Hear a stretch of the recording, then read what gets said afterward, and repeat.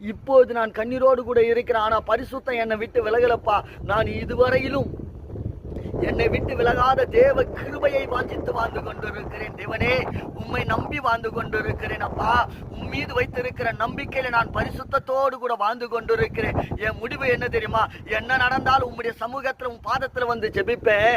எது இல்லாம போனாலும் அதை பத்தி நான் கவலைப்பட மாட்டேன். யார் எப்படி அநியாயம் செய்து வாழ்ந்தாலும் அந்த அநியாயத்தின் பாத பின்னாடி போய் நான் செல்வத்தை தேட வேண்டும் என்று சொல்லி நான் ஓடவில்லை. அநியாயமும் அக்கிரமும் எனக்கு தூரமாய் இருப்பதாக பரிசுத்த ராஜனவர் என் இருதயத்தில் கொழுந்து விட்டு எரிந்து கொண்டிருக்கிறபடினால் அந்த பரிசுத்த அலங்காரத்தோடு கூட கர்த்தரை துதித்து பரிசுத்தத்தோடு கம்பீரித்து நான் ஆரவாரத்தோடு ஆர்ப்பரிப்பேன், ஆராதிப்பேன். சர்வ வல்லமை உள்ள தேவன் அவர் என்னோடு கூட பேசுவீரப்பா. நீரே என் தேவனாய் இருக்கிறபடினால் நான் வெட்கப்பட்டு போகாதபடிக்கு என் செய்கைக்கு தக்க பலனை கொடுப்பீர் என்கிற அந்த வார்த்தையை வைத்து நான் இன்னும் பரிசுத்தமாக ஓடிக்கொண்டிருக்கிறேன்.